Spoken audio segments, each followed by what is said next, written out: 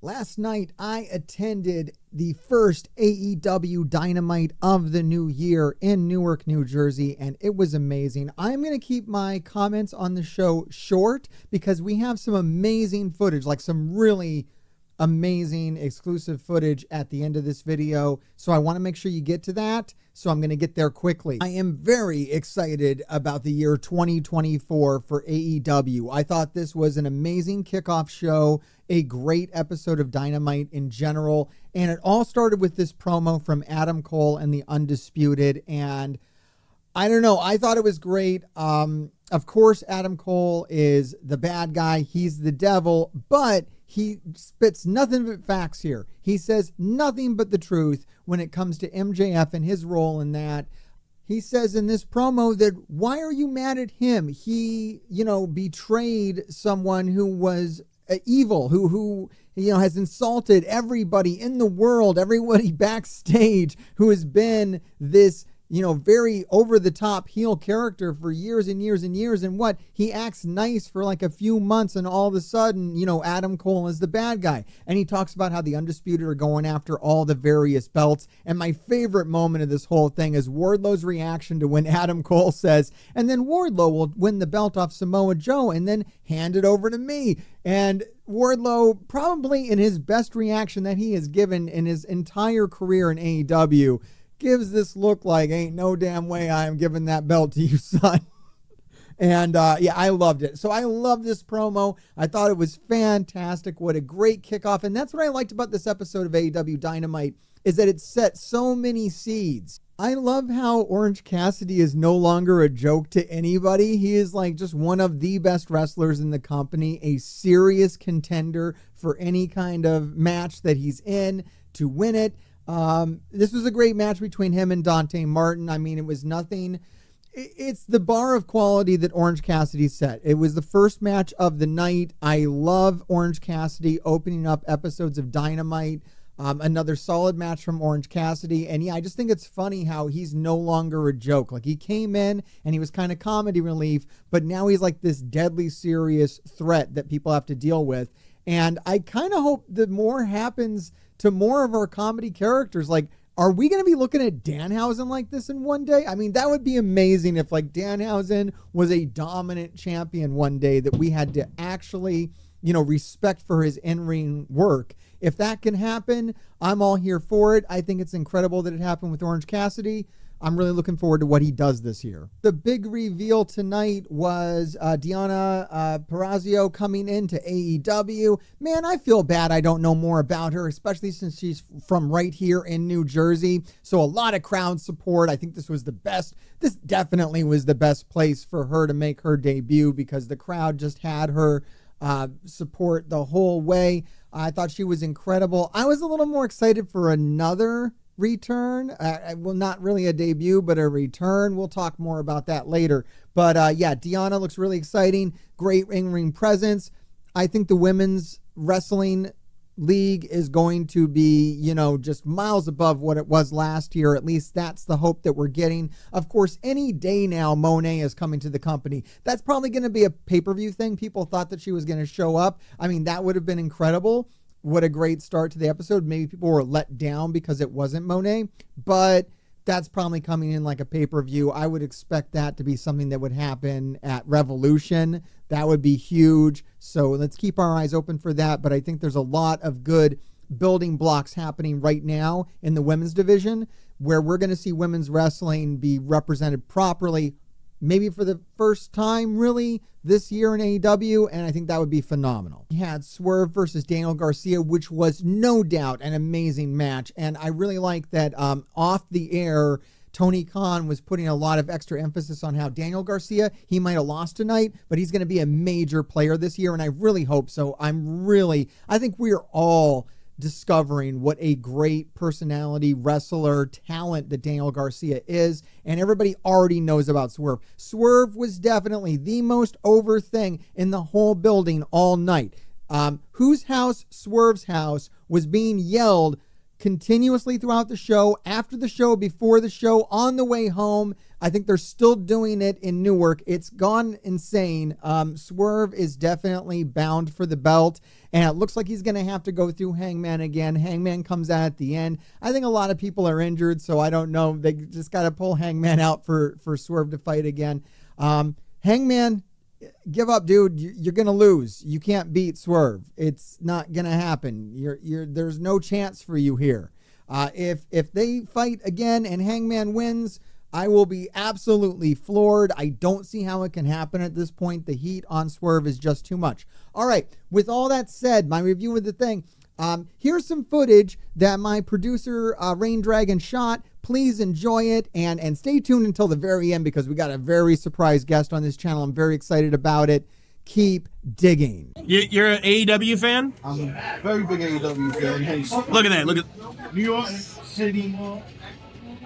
Sesame New York City shirt. My AEW hood. My AEW hat. I'd say you qualify for an AEW fan. It's all stolen. Now, you said you play Fight Forever. Yes, I love Fight Forever. However, I think some of those glitches need to get fixed ASAP. Anything you can do, Tony, fix that.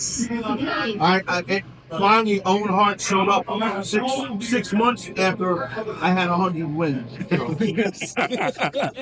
And you, sir, you said something about Timeless Tony Storm? Tony Storm, yes. Is that because you're a big Tony Storm fan? Big Tony Storm fan, yes. But she needs to have the timeless gimmick in the game, not the outcast. I agree. I agree. Big time. Anybody else? Anybody else? Someone's supposed to buy me a PS5. I'm not going to name names. I'm not going to name names who's supposed to buy me a PS5. Yeah. Someone's supposed to buy a PS5. Really love Stadium Stampede. I feel like it's the Fortnite version for wrestling fans. Yes. It's so much fun. I like to ride the horses, all the other instruments, going and get the it really reminds me of Fortnite. Yeah. To energize up and everything. Now, do you wish that you were able to buy things like Fortnite in that mode? You know, like. I'll tell you the one thing that bothers me is that it's not cross-platform because I'm the only Xbox player. All my friends are PS5 players. So I give up my PlayStation Stampede all by myself, and I really wish I had a team. Totally agree with you. Well, thank you, everybody. Thank you so much. Thank you. Yes. Yo, you got something? The death match, we get it finally how it was meant to be. The American Dream, Dusty Rose, and right now you just stop what you're doing, baby, and follow Mr. Hargrave from parts unknown, if you will, baby. Oh, what? Oh! Evil Uno basically gave me back one of your signs, and he has placed his autograph on it, and he says, I know who Mr. Hargrave is. Now he knows. Who we're talking to? Yeah. I'm Anthony from the AEW Fight Forever group. Of course. Nice. That's Nice. Mike. Is there anything you want to say to the channel? Hey, Mike. This was pretty lame. You gotta admit, this is pretty bad. What? The Acclaim didn't even rap. No members of the House of Black. I got scissored. That made my night. That's good. Did you see this at World's End?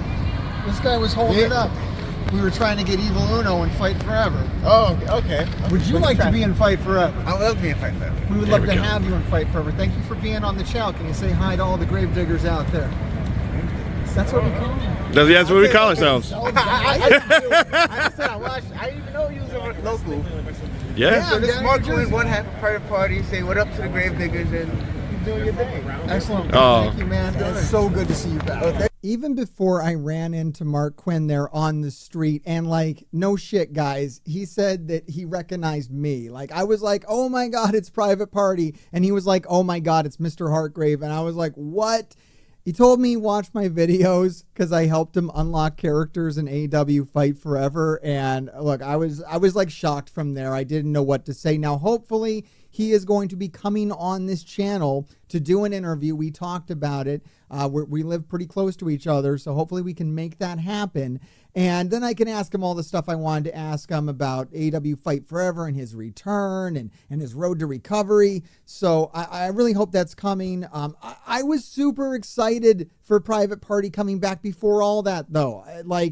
I have been saying for a long time that I miss a lot of the staples of 2019 AEW, and Private Party's return in this episode of Dynamite is wow, that's like a big sign that we are going to get back to some of this 2019 magic. I mean, I love AEW all the time, guys. Like, I'm not a huge hater of this. Like, even at the lowest points, I still like Dynamite, the TV show, better than 90% of TV shows, maybe 95% of TV shows. Like, that's how much I like Dynamite, the TV show. And that's how I look at it. And maybe I'm weird for looking at it that way. Like, I don't really look at it like professional wrestling. Maybe I'm an oddball. I mean, clearly I'm an oddball. But anyways, super excited for Private Party. Thank you so much again to MARQ QUEN for taking the time to say hi to everybody and sharing that with us. And I really hope to have him back on the channel. Also, yes, big thanks to Evil Uno for doing a signature on this for me. And now I have one of these signs myself. Maybe I'll be showing this at the next show I go to. We're going to make some more of these. We are going to be at Revolution. So if you are going to be at Revolution, let us know down in the comments below. My producer, Rain Dragon, will meet up with you. He will give you one of these signs. Guys, we're not done. We're going to get Evil Uno and AEW Fight Forever. And we are going to keep on sign bombing them until it happens. Come help us do it. One guy with the sign, you wouldn't believe the amount of people that have contacted me since that sign was shown at World's End. If we can get more than one person showing these signs at the next AEW pay-per-view or on TV shows, just let us know. We will hook you up, especially if you're here in the tri-state area. That is the easiest place for us to get you one of these. But if you are going to an AEW live show, you're going to be front row. You want to try to get this thing on camera, let us know. We'll get one over to you. Thanks for checking out this video. This thing was a awesome experience to put together. I hope to do more stuff like this on the channel. I know there's going to be more AEW Fight Forever stuff coming as well, so make sure you check it out. And grave diggers, keep digging. Alright, like, subscribe, and watch another video, or be cursed. And if you're cursed, that means the grave diggers will keep digging your graves. You probably want you to. I fell down on my knees in praise of the horrible things that took her